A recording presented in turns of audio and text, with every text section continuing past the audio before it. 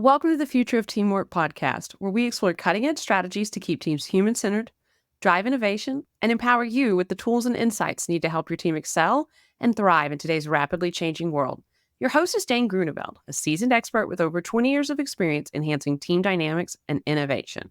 This week, we're excited to have Makeda Brown, a seasoned leadership optimizer and executive coach from PVR Coaching and Consulting, join us. Makeda brings a wealth of experience from her background in HR and executive coaching, focusing on helping leaders and teams maximize their potential and drive significant results. In today's episode, you'll discover, first, the power of how. Makeda emphasizes how the processes and interactions with the team can significantly impact its success. Second, the conductor analogy. She explores the role of leaders as conductors who orchestrate the strengths of their team members to achieve harmonious success. And finally, self-sufficiency in leadership. Makeda emphasizes the role of coaches in equipping leaders with the tools and strategies necessary to navigate challenges independently, fostering a lasting impact on their leadership capabilities. So, teamwork makes the dream work, and we're here to inspire your next collaborative breakthrough. Gather your team or put on your headphones, and let's dive in together.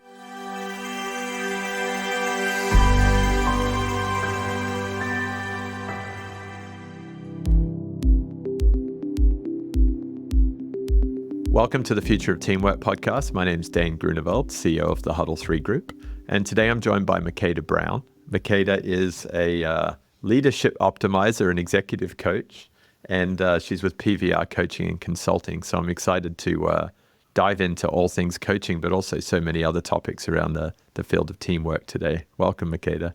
Thank you, Dane. I'm excited to be with you today. Thank you. You bet. So for the benefit of our listeners, perhaps you could share a little bit more about your story and how you came to be doing this work. Absolutely. So I started my, I would say my first chapter in the field of human resources, where I was really drawn to appreciating the journey of organizations through the lens of people. And so it was a great opportunity to be at the table in terms of really understanding our business strategy while really crafting what that means for the people journey. And through that experience, I really appreciated the criticality of the role of leaders, recognizing you can be a leader of people and you can be a leader in your day-to-day in any capacity, not solely tied to title, but recognizing that I had an opportunity in my own kind of altruism, which I would say is one of my top values, is to really help leaders succeed. And so that's where the leadership optimization comes from, is really setting leaders up for success as they're working through people to bring great things to the world. Neat. And you started doing this leader optimization while you were still in the HR role, or did that come about as you moved into coaching? That came about as I moved into coaching. I would say my HR background gave me a lot of rich scenarios, right? How do people lead? How do leaders lead through change? How do people experience change?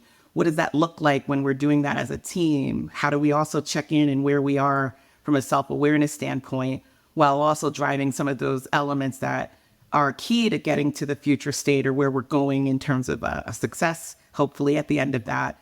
So having that as like a rich ground for knowing the reality of it, but then being able to support leaders more directly, and that has really been a part of my journey. So.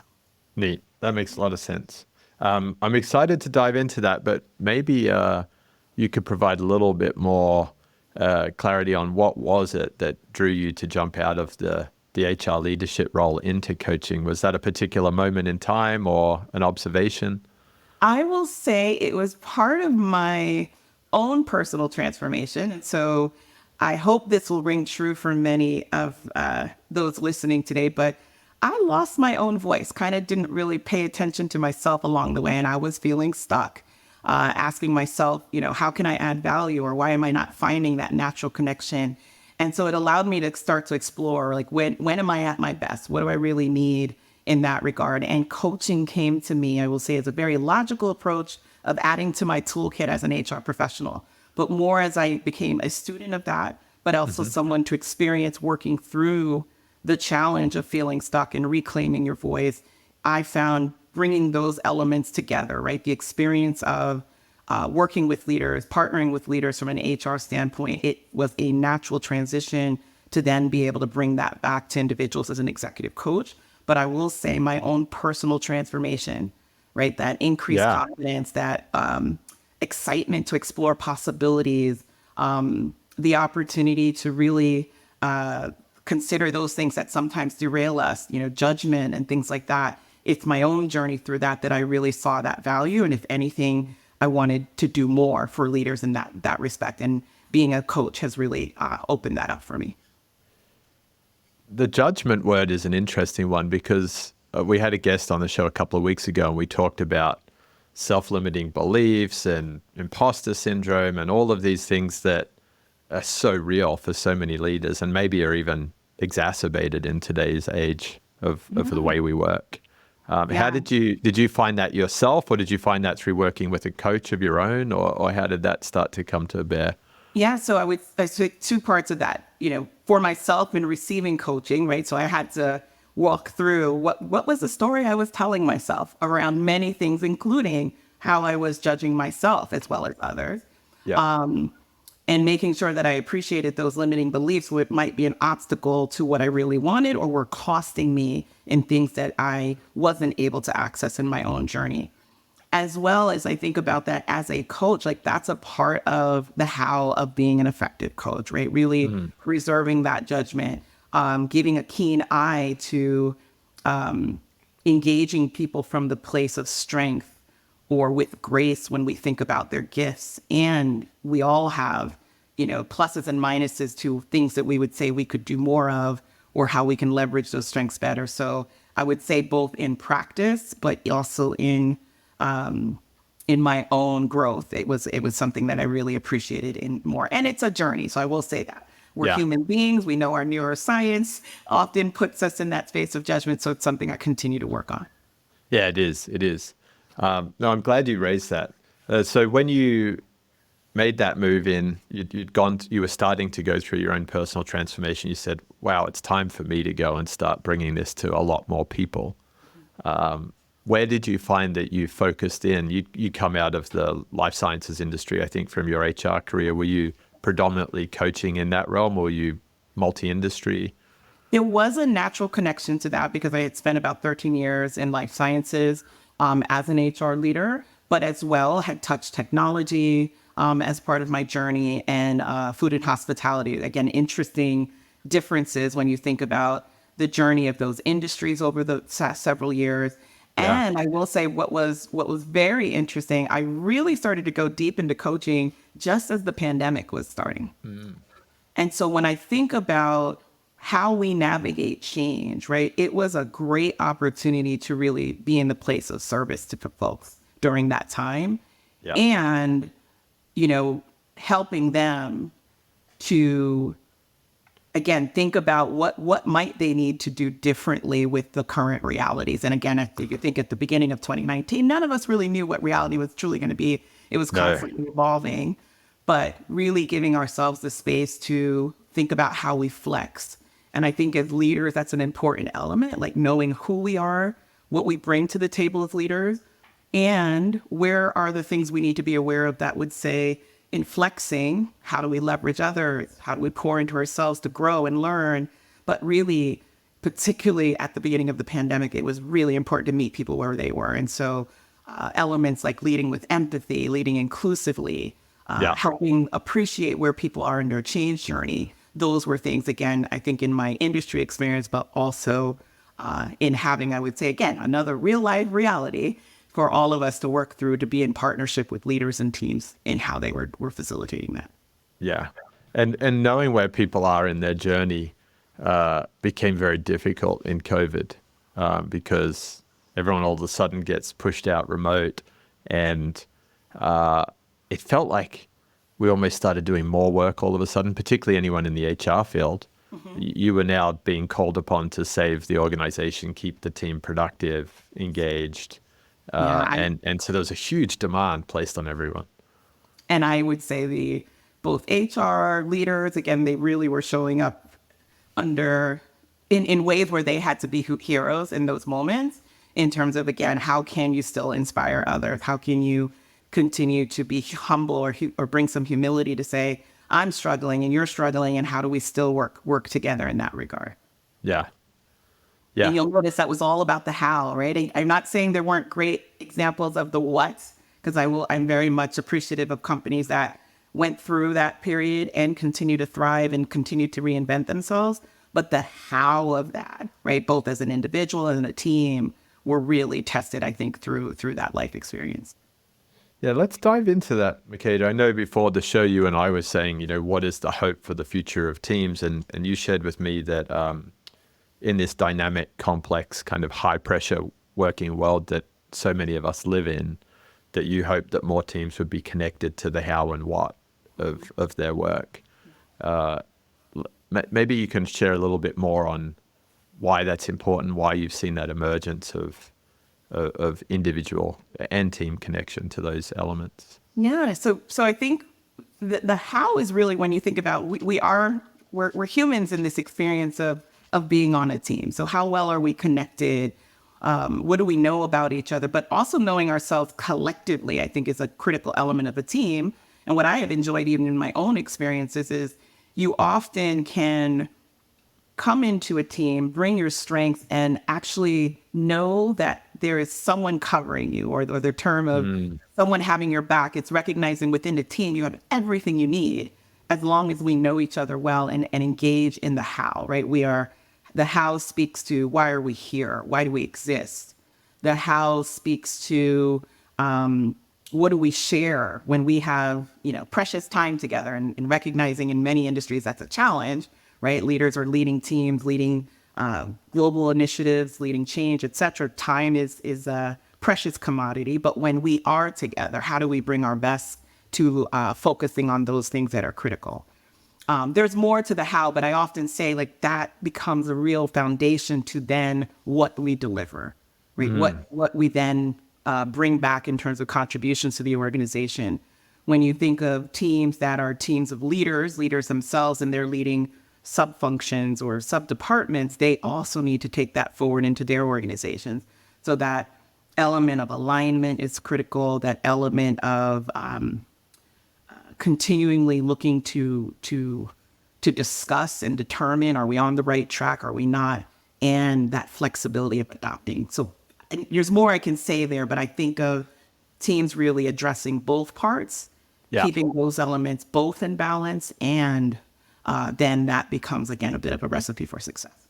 I like that. And I like the use of the word recipe. That's been a big theme of a number of conversations we've been having lately, which is, when you get to work, there are so many ingredients, and people aren't really thinking about how they could reconstitute those ingredients. They're just a lot of people are living very task-driven now. They're jumping from one video conference to the next, or one spreadsheet to the next, or one item to the next. And sadly, that isn't always human, and we're often overworked, and we're focusing on our own efficiency rather than the effectiveness of the team and those around us. Exactly.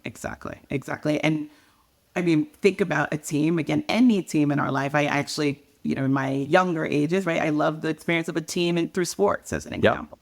But having the ability to know that we're doing something together often makes the result even sweeter. Yeah. Right. My sense of pride is increased.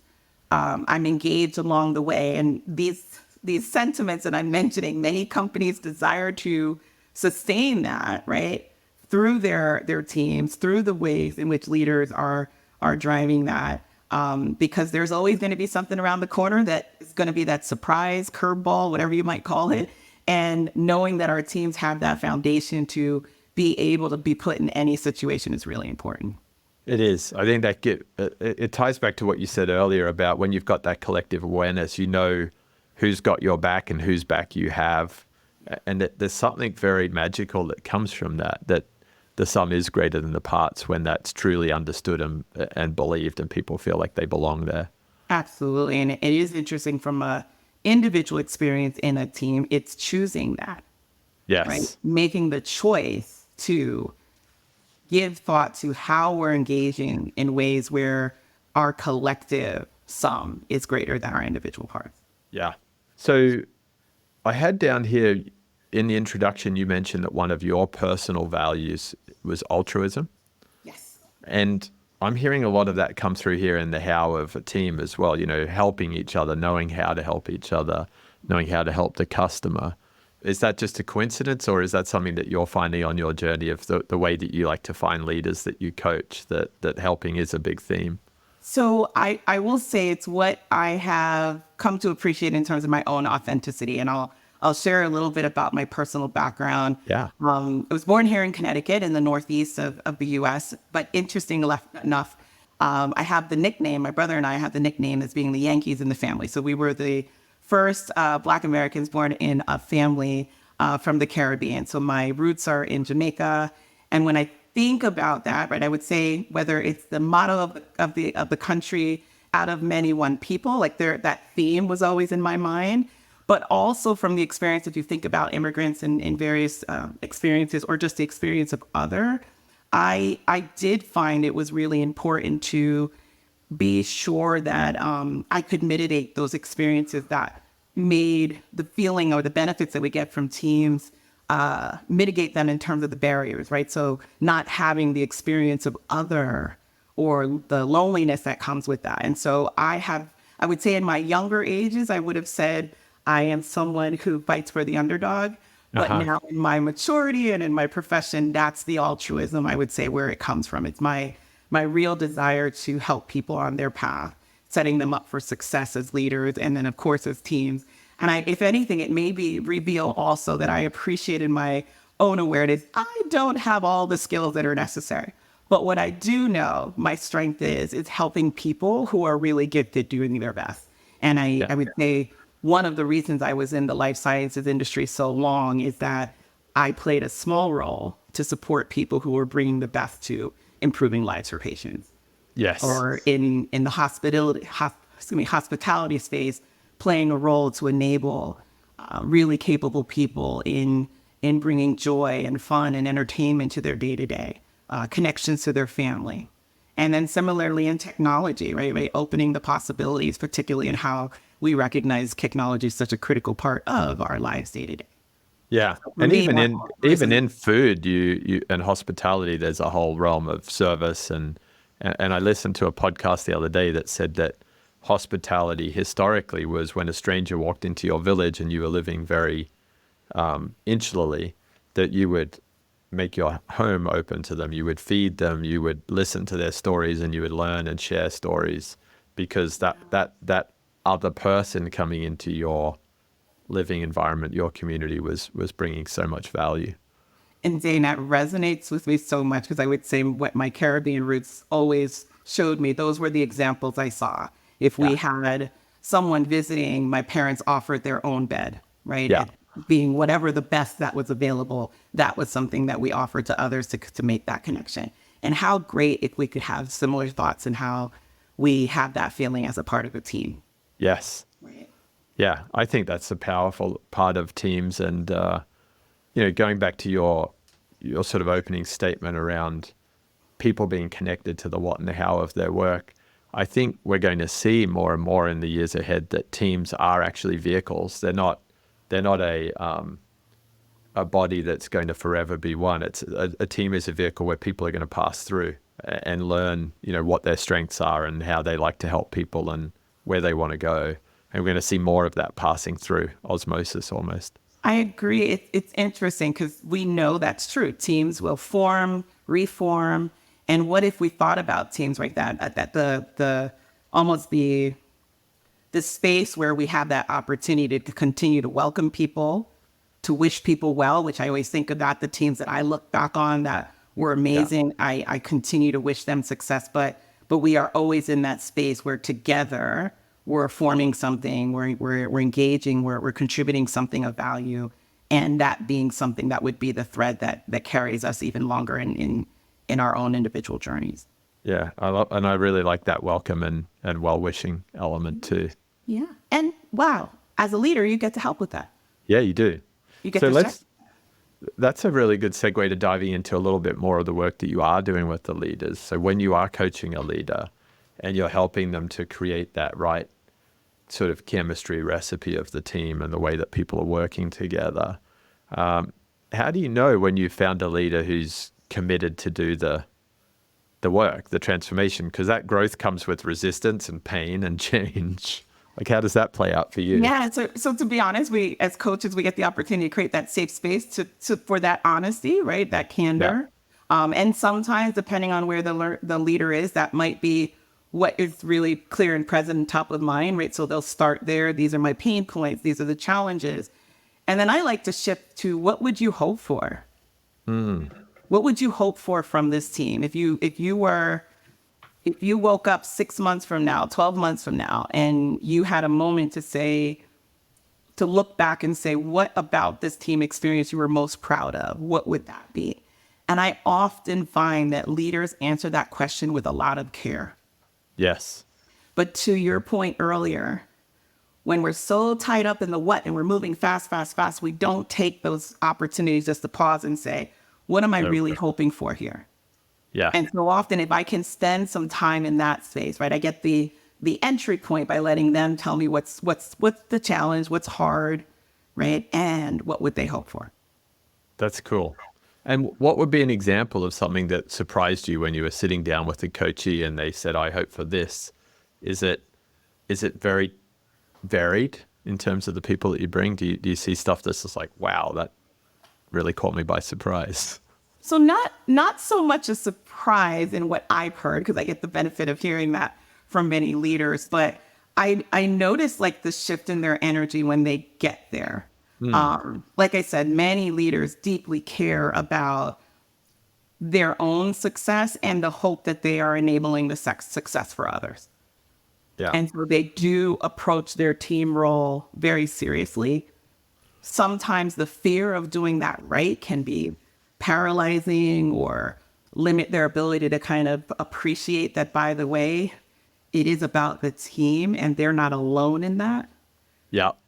Right. So you are a leader in creating the opportunity, inspiring the things that would motivate your team, and they are with you in that as well.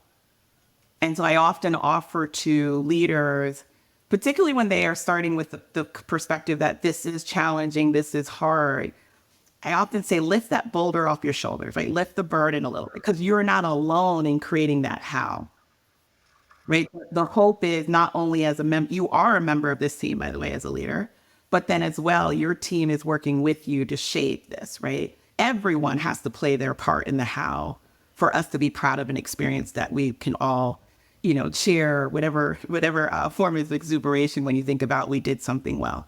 Also, everyone plays a role in the how, when we spoke earlier, in where we might stumble, where we might fail.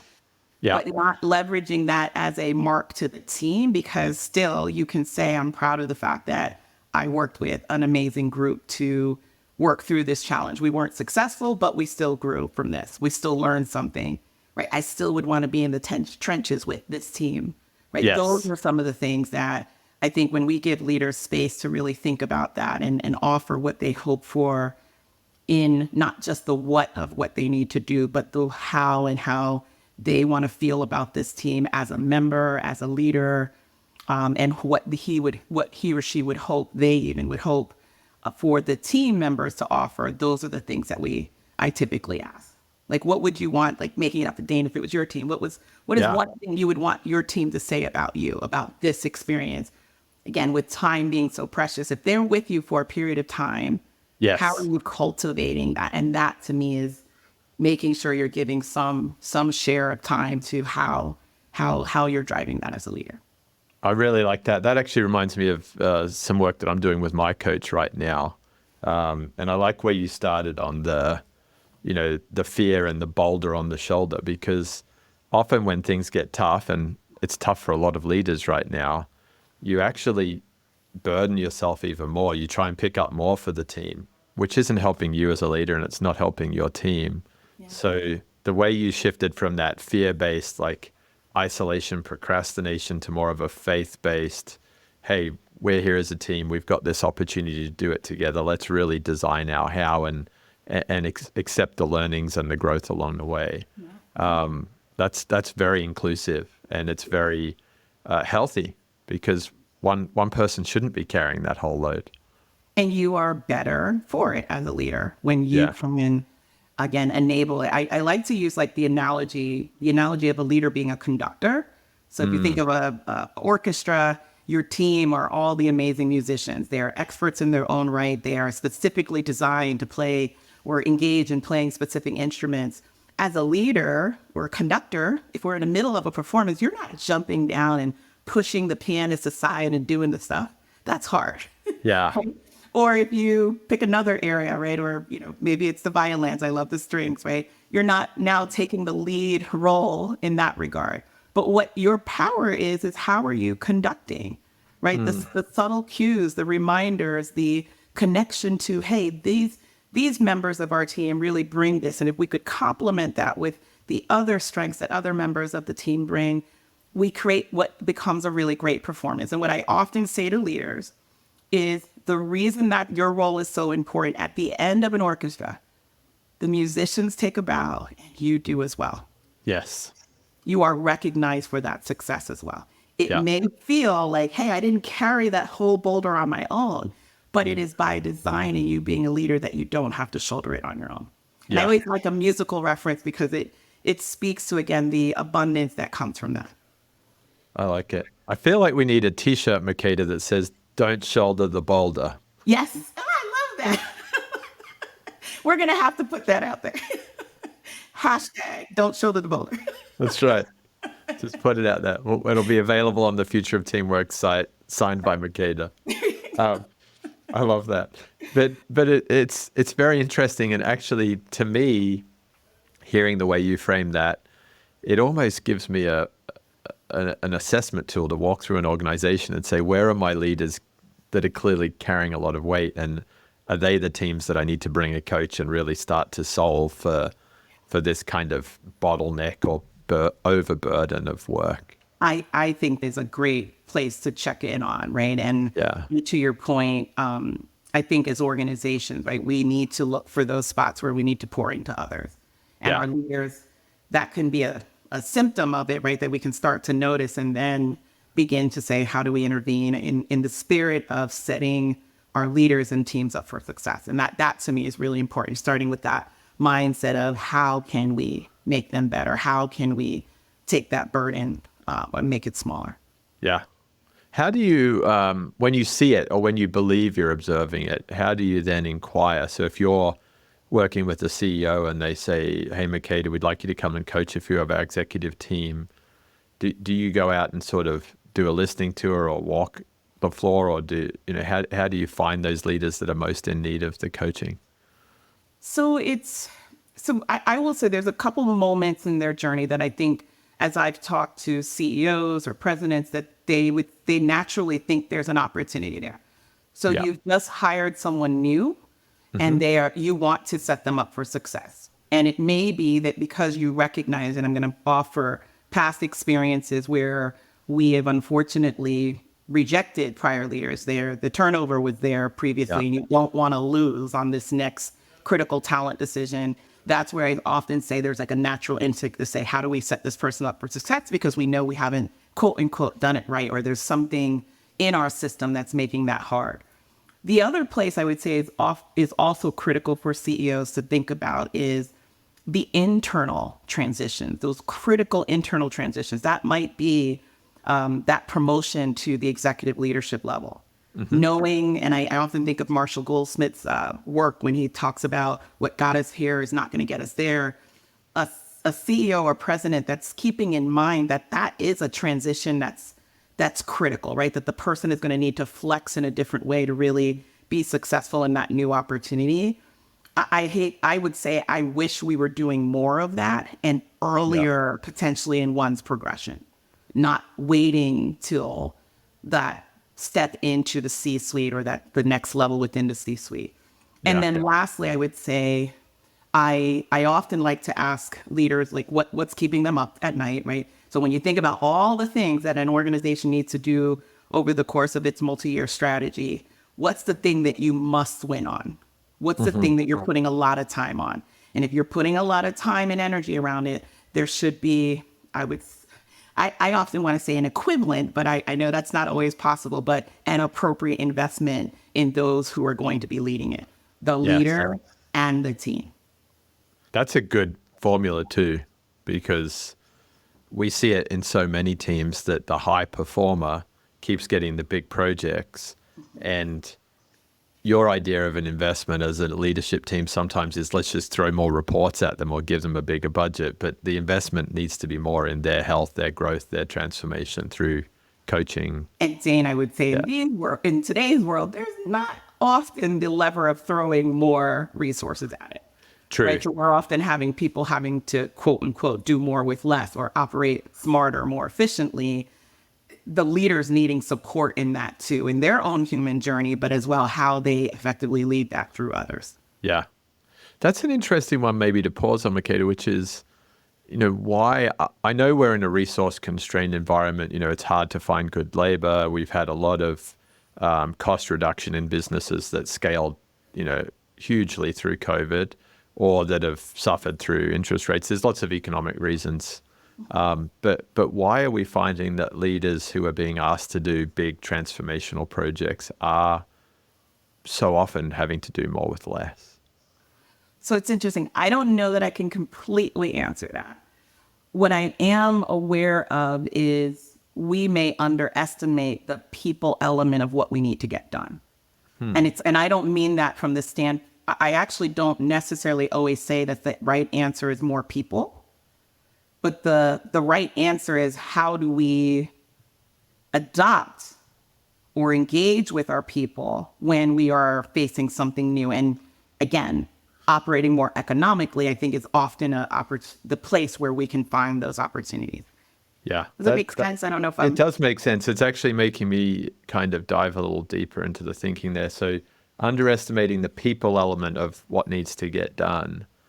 It seems to tie back into your how. Like if we don't know the how well enough, if we haven't invited enough people to consider the how, well, naturally we're not going to know how many people are going to do how much level of work over what time frame. And it's interesting. I think, I'll think of one of the experiences that I have had when I think navigating change is really critical is whether you're merging two companies or there could be, again, the welcoming in of an acquired organization. Yeah. We're focusing on the deal. We're getting ready for that day one announcement where we say, hey, we've done it. We're now together. This is the new logo. We're happy to welcome blah, blah, blah as part of our family. But I always say the announcement date is not when the work ends. And that's the part that I think sometimes we underestimate. We've identified the opportunity, the challenge. We know this is what we need it to be. The how is, how are we getting people to help us do that? Yeah. Right. And to be fair, we're all going to be at different points in our appreciation of that. Right. That's kind of the change journey or, mirroring the stages of grief. Like people are going to experience that differently. It requires us being thoughtful, planful, intentional around how are we bringing people along that journey to, and again, for a team to contribute to what you're hoped for, what you're aspiring to for the future. Yeah. So the M&A piece is often one that I can point to as an example, because we can actually go to the dollars and cents behind what's the cost of us not taking care of the people element. Yeah. And actually, M&A is a brilliant case study because you'll read various studies out there that'll say how many M&A deals fail. And they didn't fail because they didn't financially make sense. They fail because the people didn't find a way of merging their hows. The culture, absolutely. Yeah. A lot of great talent leaves. Customers don't have a good experience. So we can put some intellectual property on this. I think we should be doing more around measuring those change efforts that have not gone well, those transformations that have not gone well, put a cost behind that. And I think we'll start to see more of a comfort around the investment. Because again, if you took numbers that are related to M&A deals not going well, we're talking in the tune of millions, depending, and even higher potentially in certain industries. Yeah. The long-term impact that can have in terms of customer confidence. Yes. Which, again, that means that dollar value keeps going up.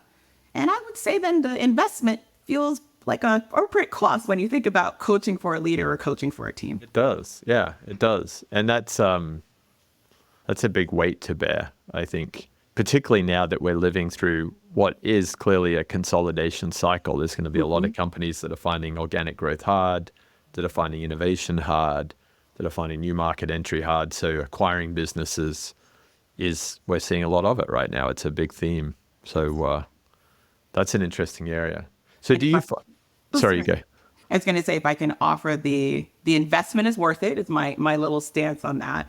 But the second piece is, as coaches, we look to set your team up for success in ways that they can sustain that on their own. And so I will say, when I think of my own coaching, my success is, how did I help you do this on your own? I don't want Makeda in the room all the time. Yes. I want to put you in a place where you are having that same thoughtful reflection. You see it before I would see it, in terms of, hey, the how might be a little off.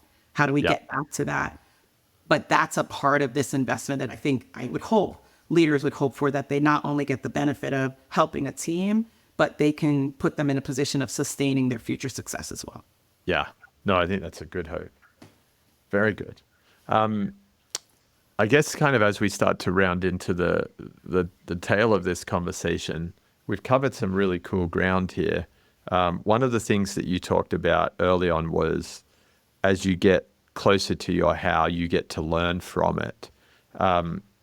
Tell me a little bit more about how you coach leaders to share the work they do with you as a coach with their teams. Like how many people really see and understand the work that Makeda's doing behind the scenes with their leader? Yeah, it's a good question. They may not always know the magic of that. And I know you're in this space as well. But what I ask leaders to do, particularly if I'm wrapping up an engagement with them, is let's reflect on what are the things that you tangibly notice that shifted for the team.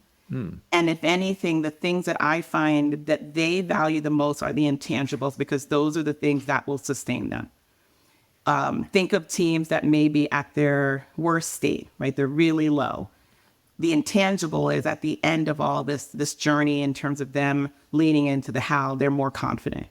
Yes. They're leveraging I like to call them the collective superpower in ways that we didn't even think about. And so usually my leaders will tell me, well, Makeda, we started with this, and we were really trying to make sure the team was set up well to enable that. And there was a +1 to that. They went a step further, right? There was an opportunity that we had not given thought to, that arose from us being able to really listen to each other, really have dialogue that was productive, really make sure that we're putting our team first, right, in that regard. Yeah. Right? Those are the things that I would say, it's usually the +1s, that thing that they didn't think about, that was both intangible and potentially tangible, that really allow, when they go back and tell their peers, that's what I usually find. And someone will call me, and I don't know who it is, and they'll say, well, so-and-so told me you did something amazing over there. They can't really put their finger on it, but I'm hoping for this with my team as well. And I love when that's the 6 degrees of separation, right? That other single person that wasn't there with you, when you start to hear that language come back in a referral, right? I want to talk to you about what I'm hoping for the team. That's when I think I've done my job. That's powerful. And I like the way that one of your opening questions, what are you hoping for, to the coachee, the leader, turns into the kind of the forward projection on what other teams and what other leaders can benefit from too. So it really lives its way through the whole engagement. Yeah, but it's their own testimonial that I think often helps in terms of organizations thinking about that. And that's what I would offer to leaders. Let the leader tell you what they found most valuable. I think that's more powerful than any assessment that I could offer. Yeah, I like that. It's very human too. Absolutely. Yeah. Okay. So if teams are out there looking to really explore and achieve more, depending on whatever they hope for, then this coaching intervention is a really good way to do that. And what I like about it, Makeda, is that it's human, it's lightweight. We're not spending months and months out doing deep research and analysis to say, here are the things that we should do. It can be very organic. Absolutely. Yeah. And, it allows us to, as a team, kind of hold that mirror. And I say, pull it down and tell me what you hope for. And let's work. We will work together to build that bridge to get you where you want to be. So absolutely. Yeah. Okay. And then final carry-on question on that is, when you see these questions, these coaching techniques cascade down into the team through the leader, so you're building coaching capacity, Yes. into that leader. Absolutely. How intentional is that? Is that just a byproduct of the conversation, or do you tend to create exercises and almost guide that leader to have similar conversations with their reports and team members?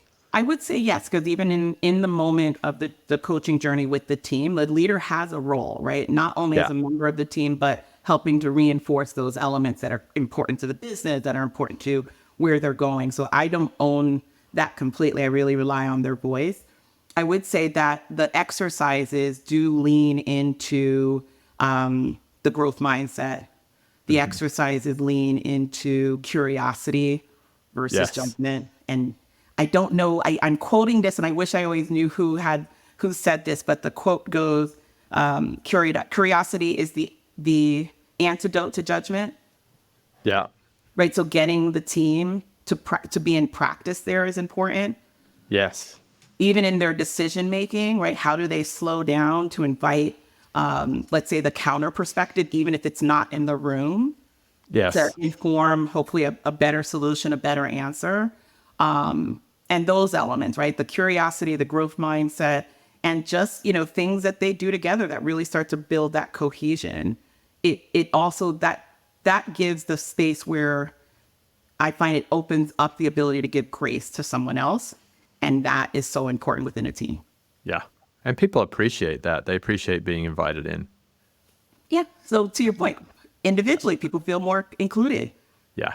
Right. There's a greater sense of belonging. It may allow you to connect your values more to what you do versus the assumption that it all just works. No, we're in practice when we're doing that as a team. Yeah.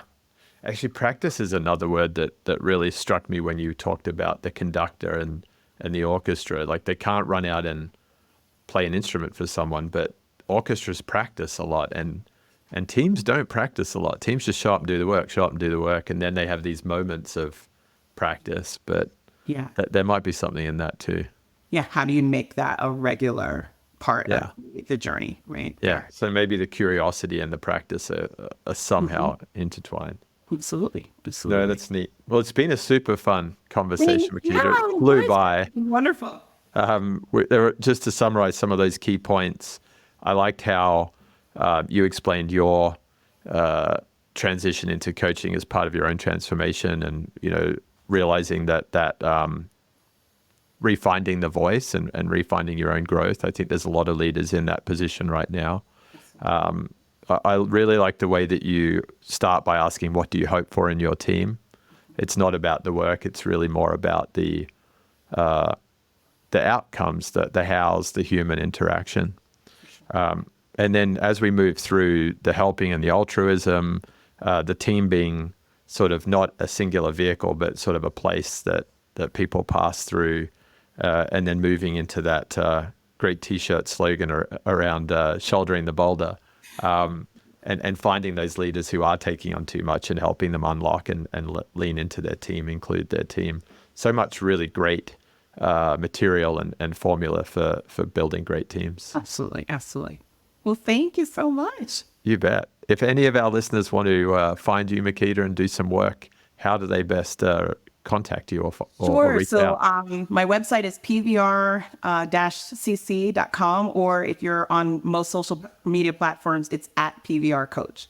At PVR Coach. PVR Coach, yes. Thank you. Wonderful. Well, I look forward to staying connected, and thanks again for making the time today. Thank you. Thank you. Thanks, Makeda. Thank you for joining us. Remember that by embracing vulnerability, trusting our intuition, and approaching challenges with compassion, we not only strengthen our teams, but also pave the way for a future where collaboration thrives. If you're hungry for more insights, strategies, and research on collaboration, head over to thefutureofteamwork.com. There, you can join our mailing list to stay updated with the latest episodes and get access to exclusive content tailored to make your team thrive. Together, we can build the future of teamwork. Until next time.